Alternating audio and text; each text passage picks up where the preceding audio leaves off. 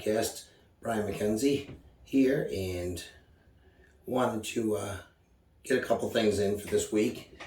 We will ride to the Lilac Festival here in Rochester, New York. Probably one of the better things that happens here in Rochester. I know we've been talking a lot about the crime rate and the fact that we are the murder capital of the United States. By far, number one, higher than anyone else. But we do have some good things in the outlying areas of the city, like the Lilac Festival, which goes for 2 weeks. It has bands every night. It has vendors and people just having a good time. Thousands and thousands of people go to it. I was there yesterday, videotaped a little bit, which I'll show in a little bit. There was, a lot of police presence, which is a good thing. Keep everyone safe, keep order there, because each year, without a doubt, we have groups of, kids and people fighting. I believe 2 years, we didn't have it last year. I believe 3 years ago, there was a weapon that was pulled there, and big issue. But ultimately, it's in a pretty safe area of the city, and it's a great time. It really is. So you'll see a little bit of it. And then next week, I'll try to get you a full edition of me at the Lilac Festival, talking to some of the people, asking them some questions, seeing what their answers are to some basic political questions, and we'll see what they have to say. Anyways, this week, I want to talk about a couple things. I do want to stay away from the leaked Supreme Court document that says Roe is being overturned. We will talk about that when I know more. Right now, it is kind of funny how people are freaking out. There's a protest down in Rochester today of people saying, I'm going to lose my rights. This and that. We're in New York. We're in New York State. Nothing's going to change. Because simply all this overturned decision does is pushes it back to the states. Pushes it back to the states. So this isn't an argument about is abortion banned or not. It's not banned. This isn't banning abortion. It's simply bringing it back to the states. And it was crazy to see how many people down at that protest did not know that. They're down there because my rights are going to get taken away. Hey, now you live in a blue state. You live in New York State. Even in red states, they're still going to have abortion. They might, take it down a little bit from how far into the pregnancy you can have the abortion. There's states that are having it in, full-term abortions. And to me, that's ridiculous. Do I have a say in the matter? No. So that's why I'm going to stay away from it. But again, it's not, just to explain to people, it's not banning abortion. Reversing Roe versus Wade is simply pushing it to the states to make their decision. So this is really interesting how it leaked. So this is the second time the court has leaked a situation for the retirement of Justice Breyer. That was leaked early too, which means you have someone in there in the Democratic Party, one of the liberal justices, has someone working for them that is leaking information from the court, which is a felony. Look it up, it is a felony. And I think that's just insane, because what's going on now because of that is something that the left has been hammering home about January 6th. How the right tried to overturn a duly elected president and overturn an election, and they were trying to, but through intimidation and violence and all this, and you literally have people on the left calling for, quote unquote, a word that starts with a V and ends with an E, but isn't vote.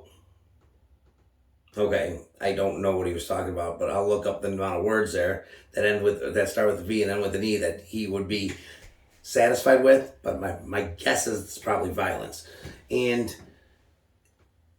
they're through intimidation, doxing the judges, the conservative judges, and putting their names and addresses out there, going to their homes, threatening them. That is literally doing the one thing that they have that is the ultimate, just horrendous incident of January 6th. That's their go-to card besides racism and climate. But their go-to card for any conservative is January 6th, you're an insurrectionist. Well, what they are doing right now is no different, but it's them doing it so it's okay. When January 6th happened, I immediately, threw my hands on my head and said, this is ridiculous. These people shouldn't be doing this. You had every single Republican politician, denouncing and saying how wrong this was. It was wrong. It was not from the FBI directly. It was not an insurrection. It was a riot. It was people got out of control. They in no way, shape, or form were gonna take over the United States government. They couldn't even take over their own house probably. But it was wrong. And it was unnecessary and stupid. But I can say that and say the riots of 2020 were wrong. Also, January 6th was wrong. Threats on a Supreme Court justice is wrong. What they did during the Kavanaugh hearing was wrong. But to the left, especially the progressive wing of the Democratic Party, the far left, it's wrong when you do it. But if I do it, it's to further democracy. It's to get social justice. It's to make things right. No, just because you think you're doing something like that for your cause, because your cause is right, other people can do it. Then other people can do it for their cause because they think it's right. Just because you think your opinion is the right one doesn't mean it is, nor does it mean that it's any more important than somebody else's opinion on that subject or another subject. It's just, that's the way the world works. That's the way this country works. We all have equal justice under the law. We all have equal free speech.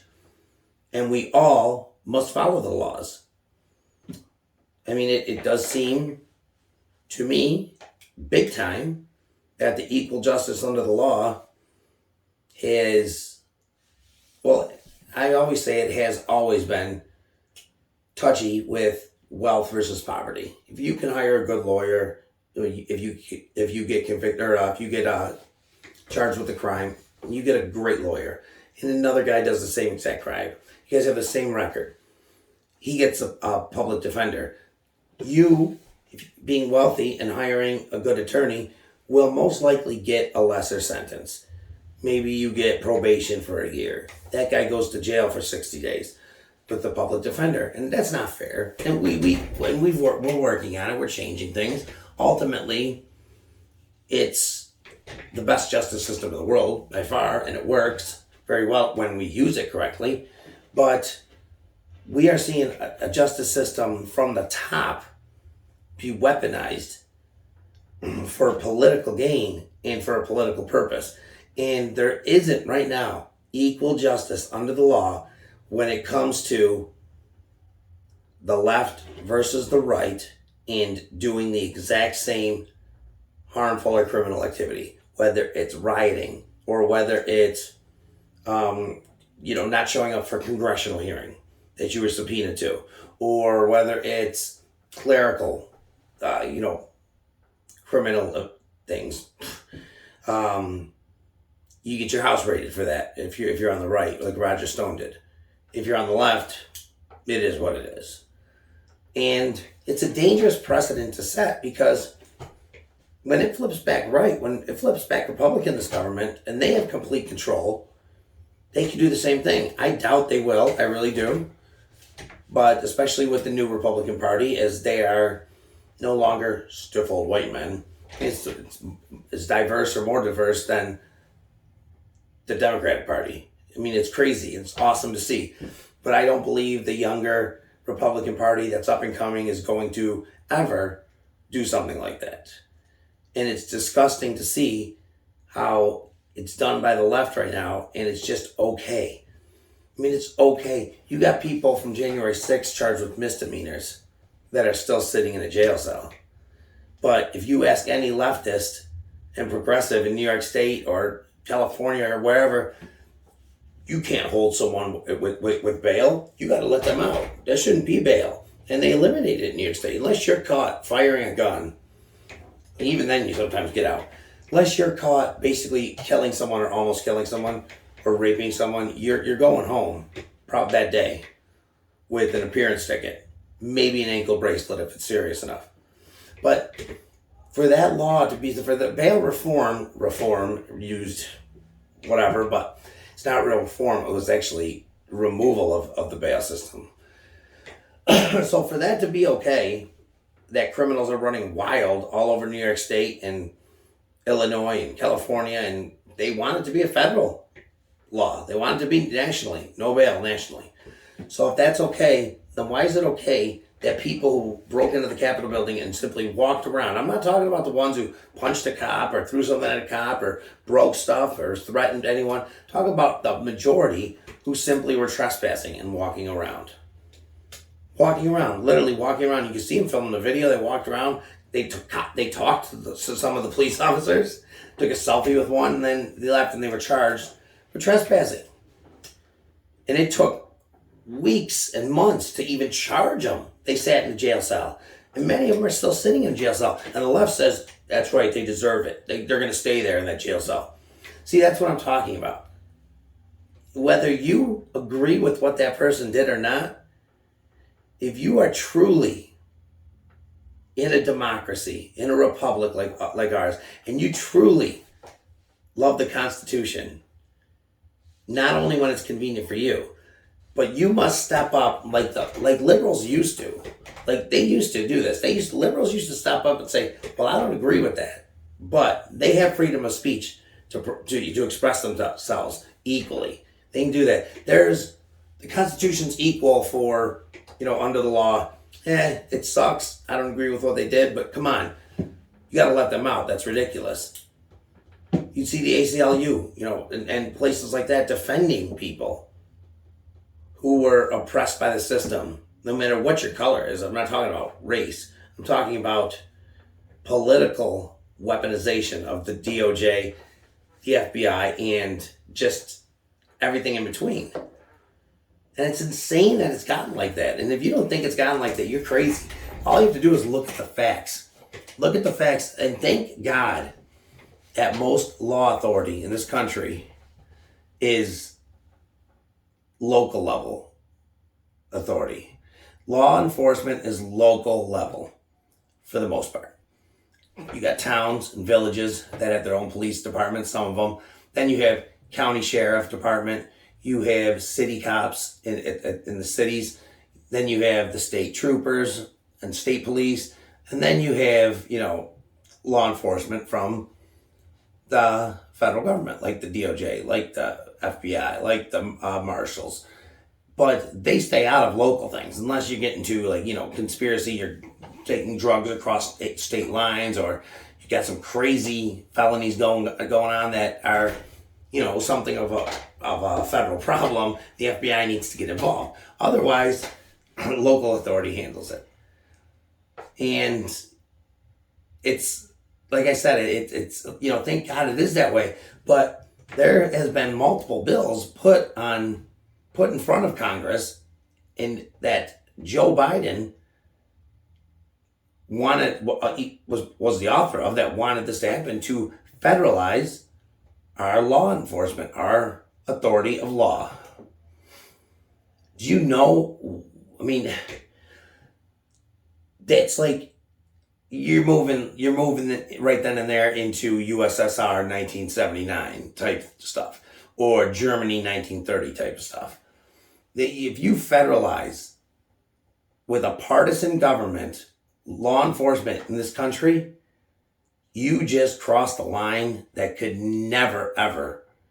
should never ever be crossed. And it would cause an uprising like no one's ever seen before.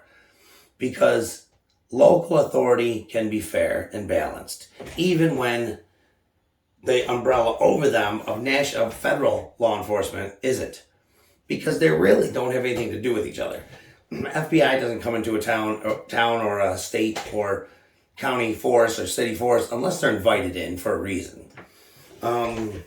Otherwise, your local town or your local police department is going to handle things. And usually they handle them fair.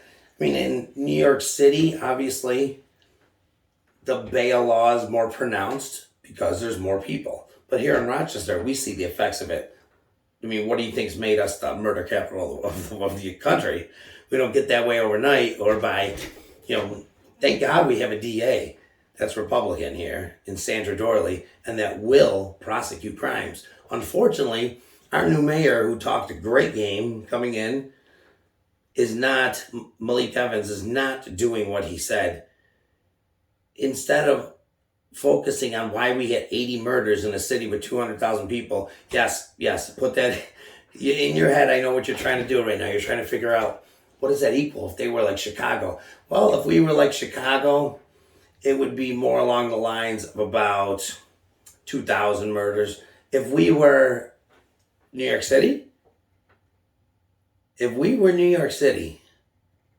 that would be, well, let's see, about 5,000 murders or so with the population, 4,000 something. It's insane. It's insane. I'm talking New York City, the surrounding areas right there. It's to think about what that equals. To put this into perspective, Austin, Texas also broke an all-time high in murders, just as we did here in Rochester last year. They were up in arms. They were right around the same. They were at 81. We were at 80. Crazy, right? Yeah, it is, because you got to consider Austin, Texas has 1 million people in it. We have 200,000. So if we were Austin, Texas, with the murder rate we have, you're talking 400 murders, not 81. So, yes, we are lucky that most of these murders have taken place in an 11-block area, not spread out through the city and, touching towards the suburbs. It's literally in this 11-block area. There's 2 spots on each side of the Genesee River. You got like the Lyle Otis area, we'll call it, and then you have Clinton from St. Paul, Clinton, Joseph, Hudson, Portland, from Upper Falls to Norton. So that area right there, if you're not from Rochester, you probably just didn't even understand what I said. If you are, in your head you can picture that. So law enforcement, it wants to crack down on the crime here. They want to get going. They want to put people in jail who are caught with illegal guns, because that's one of the biggest things. First of all, New York City mayor wearing a tuxedo that said "Stop Gun Violence" is stupid. He became a lefty sloganist person as soon as he did that.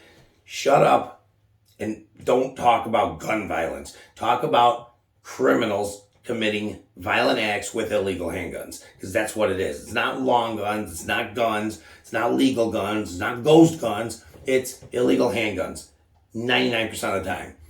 So they want to fight that, but we've literally had people who have got caught 3 or 4 times in a 3 or 4 month span with an illegal handgun, driving stolen cars 3 out of the 4 times, and the 4th time shooting at police officers. And the first 3 times, they were out and able to do that, commit those other crimes. So first time, this gentleman, if you want to call him that, he was in a stolen car with an illegal handgun. Boom, out the next day. Appearance ticket. Then he got caught in a stolen car again with an illegal handgun. Same thing. 3rd time, he got a little crazier. He was caught, boom, boom, boom, firing it off and then jumping in a stolen car. Right back on the streets. Then he shot at a couple police officers that were on the street. They were plain clothes, but they clearly had their vests on that said police and their badges hanging out. Took some pot shots at him, pop from upstairs a window in the house in the city. They got him, thank God. Now he's in jail. But shouldn't he have been in jail before that? Give me a damn break. So the cops want to do something, but you can't, and so does Sandra Dorley, our DA. But you got to follow the laws, unfortunately. Well, at least the system does. The criminals don't, obviously, and it works out for them. But if one of those officers or one of those prosecutors or one of those judges, they decided to say screw it and break the law in the process of handling one of these criminals, they'd be screwed. They'd be sued. They'd lose their job. They'd be put in jail probably. But don't worry. Worry about them. Don't worry about. It wasn't anything about we need to fix these bail reform laws or these weak parole laws, or we need to let police officers do their job. And if if they handle a criminal a little rough because he resisted arrest, too damn bad. You never heard, well, we need to take police officers' word over a criminal. No, it was, we need to take the criminal's word over the police officer. Why? This dude spent his whole life breaking laws, hurting people, being violent, stealing, doing whatever he wanted to do. This person dedicated his life to keeping people safe, protecting society, and we're going to take his word? I would think so, right? No, we're going to take his word. We're going to take the criminals because they have rights.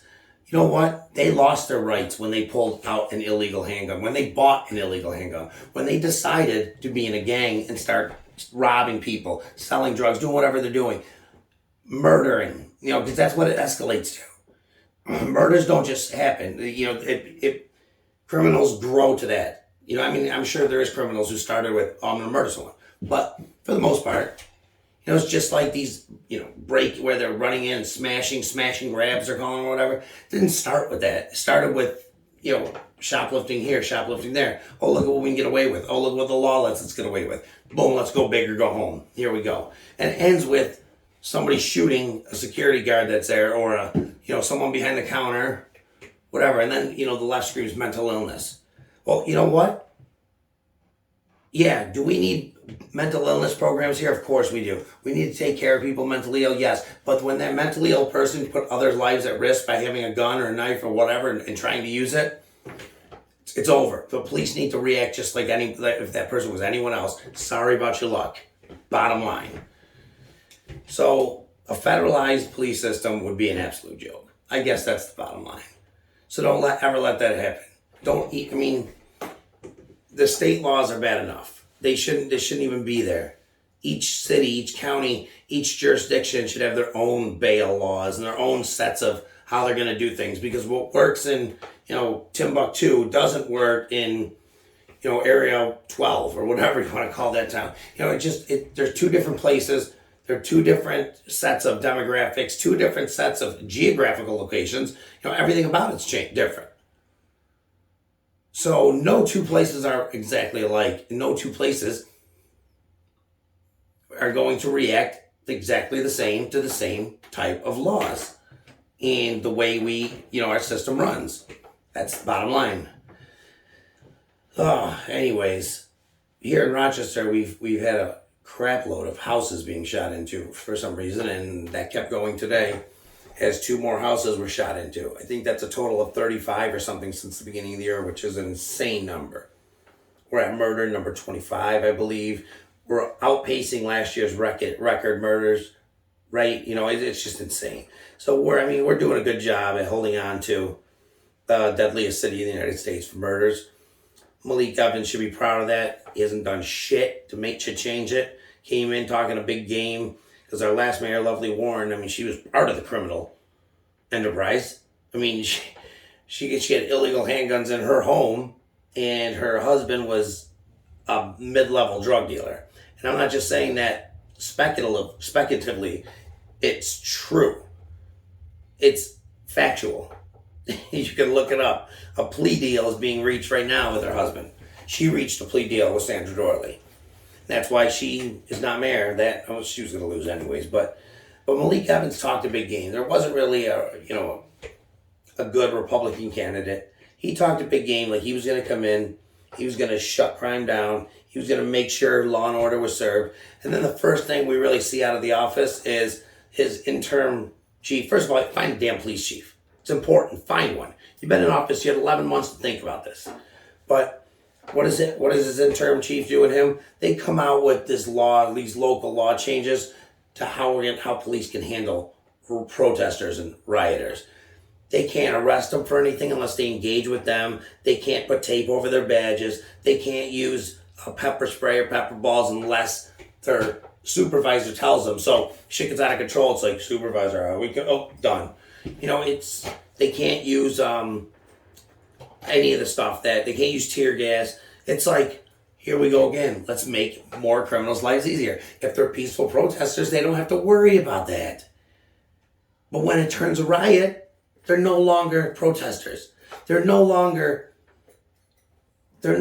out there under the guise of their rights, civil rights, and their protected rights of peaceful assembly. No, now you're out there being a criminal. And how do you treat criminals? You treat them like a criminal. You stop them. What if a police officer sees someone breaking into the restaurant down the street like we saw here in Rochester that made national news, where they walk through slapping people's plates off the table and, oh, we're Black Lives Matters, we can do anything we want, and nothing was done. So when that happens, the police just say, man, unless he physically attacks me, I can't really do anything. It's ridiculous. And then if the officer does something, what's going to happen? Now he's the criminal on trial. We got to stop this love affair with putting cops on trial for things that came about due to the actions of a criminal. That's what we need to focus on. Accountability 101. The criminal had a warrant. The criminal was committing a crime. Criminal had a gun. Criminal resisted arrest. Criminal pointed a gun at an officer. Criminal fled and then pointed the gun at the officer. Criminal attacked the officer trying to get his or her weapon and was killed. The accountability and decision making there fell on the criminal, not on the officer. We need to stop treating it like it does. The accountability does not fall on the officer there. No freaking way. There are cases where officers have went too far, and like the Floyd trial, and like the Floyd instance, and he got what he deserved. Siobhan, not Floyd. I'm saying the officer got what he deserved. You can't put a knee on someone until they die and just stand there with like that, not let anybody help them. That's ridiculous. But in all the other cases, in 99% of the cases, the same determining factor, the same exact thing with each one was that a criminal was committing a criminal act or had a warrant or was driving a stolen car or was doing something wrong and needed to be apprehended by police, and chose at that point he was not going to be apprehended by police, and chose at that point instead he was going to fight police. He was going to steal the weapon in Atlanta and run with the taser and turn around and shoot at a police officer's head with a taser. Got shot. Or Jacob Blake decided he was going to fight. He was going to fight. Taser didn't work. You know what? No, I'm not going to stop. I'm going to go get another knife since you knocked the first one out of my hands. He was going to go get another knife. Boom. Sorry, you got shot.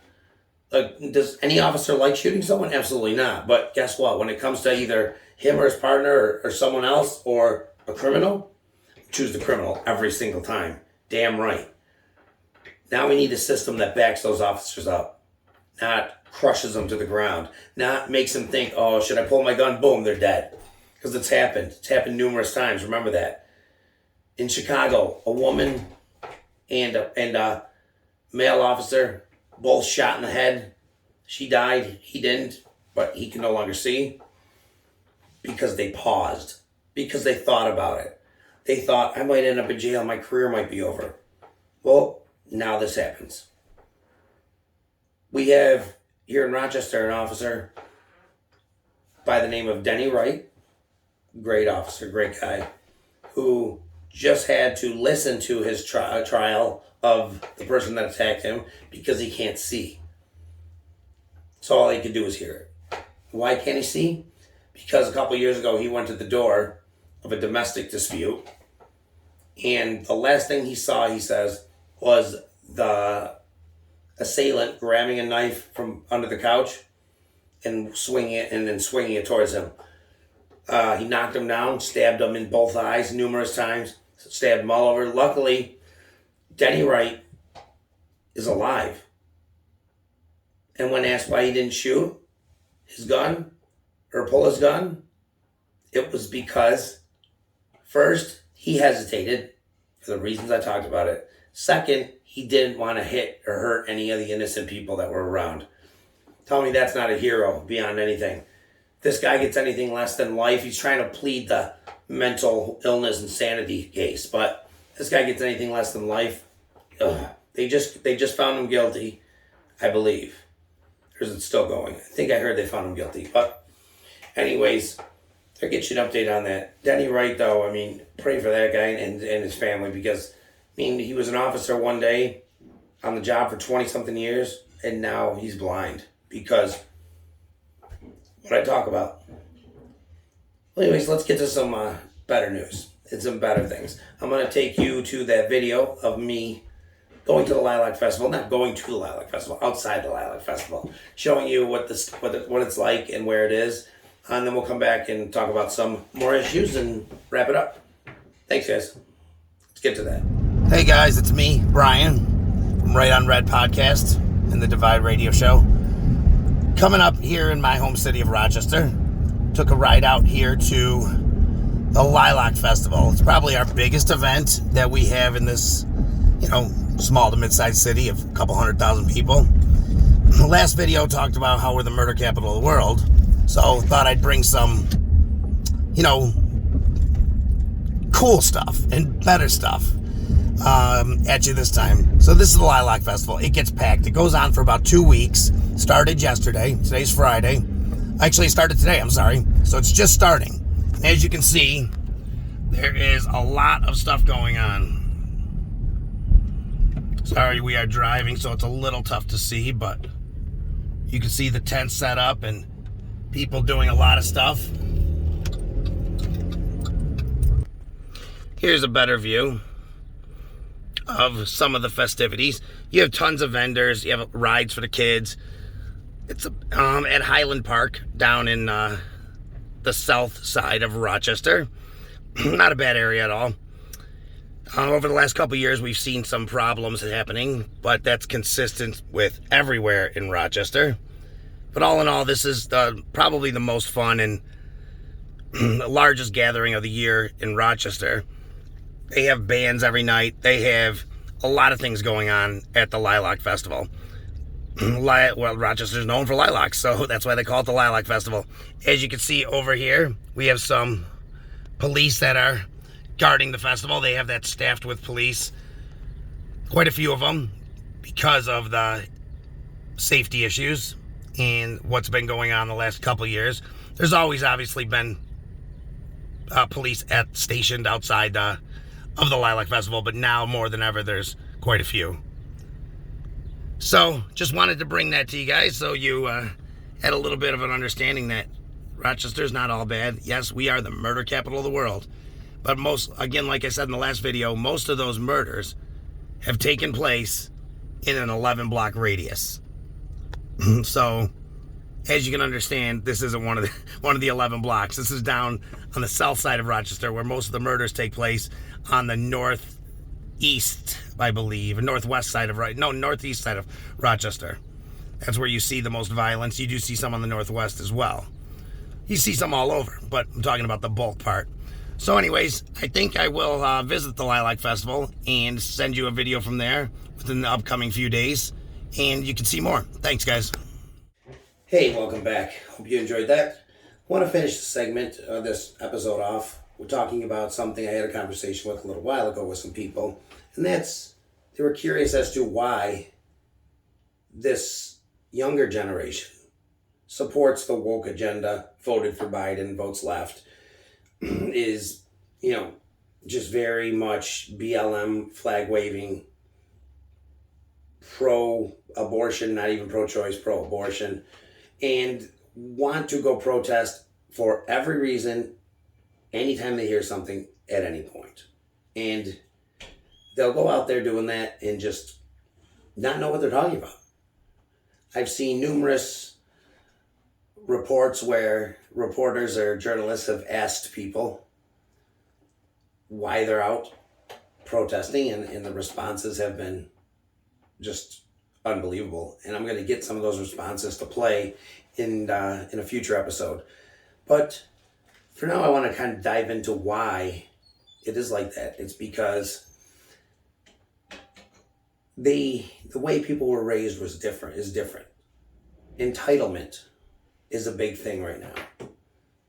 And when you see what you see, it's because of kids not growing up with competition, not growing up being able to fail grades if their parents don't want them to. Oh, my kid got cut from a sport. No, he's going to play. Oh, they all deserve trophies. A whole generation of this, don't spank your kid. A whole generation of this turns out to be a bigger deal than people thought it was going to be, doesn't it? Turns out maybe disciplining your child will prepare them better for life. Turns out maybe telling your kid he's not more special than everybody else and deserves everything, maybe that doesn't work out so well.